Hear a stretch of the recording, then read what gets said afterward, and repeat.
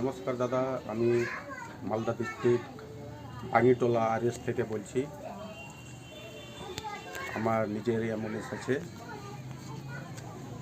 কথা হচ্ছে, অনেক দিন থেকে ভাবছি আমি একটা ভিডিও বানাবো। এই যে আমি ভিডিওটা বানার মানে হচ্ছে এই যে আমার বাড়িঘর, এই যে দেখলেন বাড়িটা আমার, দেখেন 2013 সাল থেকে আমি গাড়ি চালাই, 24 ঘন্টা একটা ডিউটি করি। এই যে আমরা এমন অবস্থা আমাদের, আমরা একটা বাড়ি ঘরও নিজের মতো দিতে পারছি না এই অ্যাম্বুলেন্স চালিয়ে।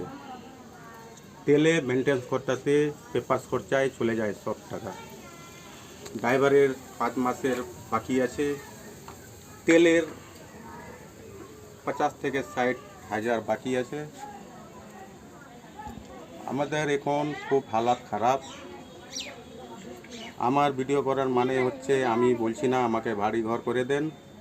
আমার বলার মানে হচ্ছে কি, এই যে আমরা দীর্ঘদিন ধরে বিল পাচ্ছি না টাইমে টাইমে, আর আমাদের এই যে ভোচারে যে ভাড়া মারছি আমরা, এই যে ভোচারে ভাড়া মারছি, এর মূল্যটা বাড়ার কোনো একটা ব্যবস্থা নেন আমাদের ইউনিয়ন থেকে। আমরা এক হয়ে লড়াই করুন। সামনে ইলেকশন আসছে, এই ইলেকশনের জন্য আমাদের কাজটা আগে আগে হয়ে যায়।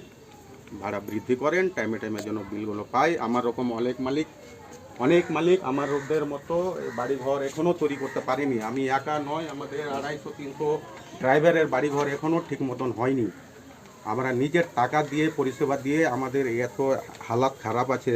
একটু আপনারা বোঝার চেষ্টা করেন, নাহলে আমাদের আগের দিন খুব খারাপ যাবে। ছেড়ে ছেড়ে দিল্লি বোম্বাই ভাগতে হবে, উপায় নাই। নমস্কার দাদা, একটু ভালো করে আমার কথাটা গুরুত্ব দিবেন। নমস্কার।